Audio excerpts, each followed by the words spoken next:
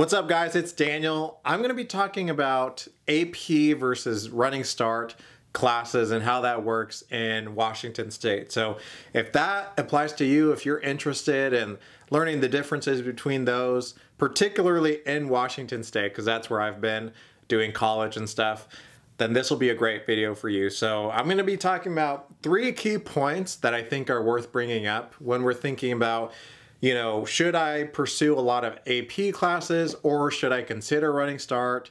Maybe like do both or neither. So a little bit about who I am. My name's Daniel Gallegos, and I actually spent 7 years in college and grad school, and I went through 2 years of running start. I did take 1 AP class, so those are advanced placement classes, and I do have some experience with AP. Most of my experience comes from, obviously my 1 class, but a lot of my friends ended up loading up on AP classes. I have friends who ended up taking like upwards of 9, 10 AP classes during their high school time.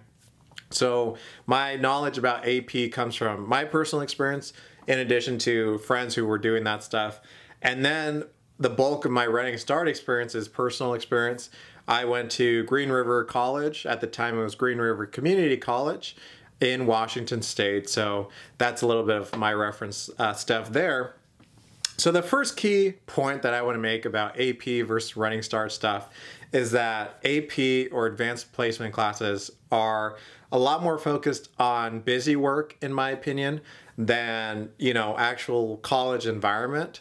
And running start classes, on the other hand, are much more similar to how college classes are going to be. My 1 AP class, I took my 10th grade year of high school, and it was AP Human Geography. So there were a lot of assignments we had to do pretty much every day. We had homework, we had to take notes on our reading. There were a lot of things like that. Mainly it was just busy work with some essays, some tests, whereas college tends to be a little bit different. So a little bit of reference for me, I ended up doing a associate's in science degree during my running start days, and I ended up taking a lot of classes. So I was a full-time running start student for my junior and senior years of high school. And I ended up taking a bunch of different classes ranging from chemistry to history to geology, and I got a range of different classes for the community college stuff.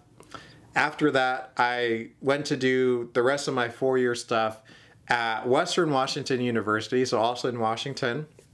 And there I got 2 bachelors, 1 in biology, 1 in philosophy. So I definitely have a lot of experience taking college courses, and I can say confidently that between AP classes and running start classes, running start are actually going to give a much better feel for how college classes are going to be, whether they're mostly essay-based like English or philosophy stuff, or more memorization and quiz and test-based like science classes, stuff like that. Yeah, so I think AP classes are great, but yeah, a little bit too focused on busy work. They don't really simulate the college experience in terms of taking classes, as well as running start did for me, for sure. And even though I only took 1 AP class, I get that sense in talking to my other friends who have done a lot more AP classes than me, that's kind of the vibe for AP classes in general. So another key thing, the second key thing that I think is really worth noting about AP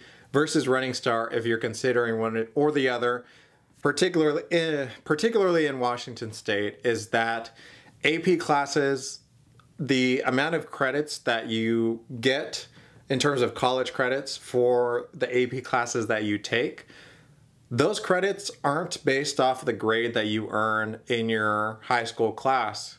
And they're actually based off of the score that you get on the AP test that you take at the end of that academic term. So for me, I took AP Human Geography in 10th grade, and I did great in the class. High school wise, I got an A, and I actually got a 4 out of 5 on the AP test. And 4 is still pretty good. You need at least a 3 to get college credit. 5's the best. 4's still good.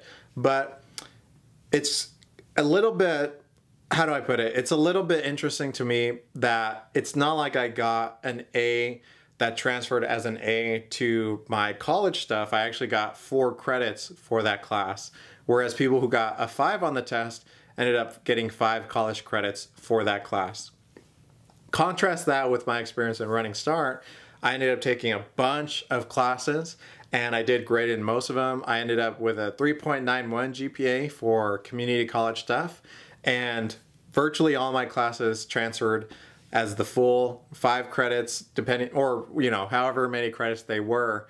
And that wasn't dependent on like a final grade for one test. It's based off the work you do for the entire term, just like any other class normally would be in high school. So that's another important takeaway.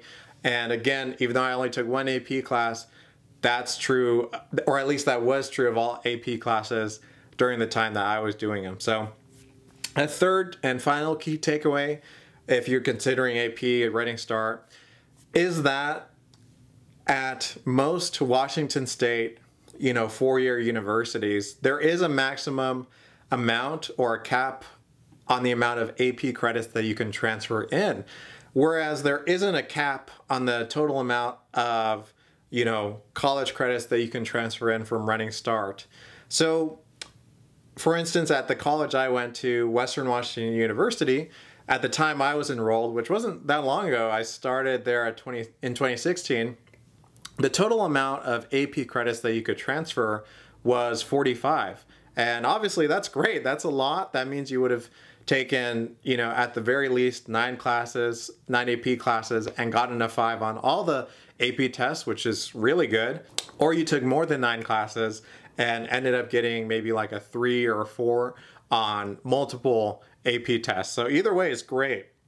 The difference though is that for Running Start, you're able to take a lot more classes, especially if you do Running Start full time, and thereby get way more college credit than you could get from AP classes, So for me, I ended up doing a bunch of Running Start. I was really pushing myself, and I ended up graduating from Green River with 98 quarter credits. So that is huge. That's more than double what I could have had from taking a bunch of AP classes. So 98 plus the 4 I got from my 1 AP class ended up being 102 credits that I transferred in to Western Washington University.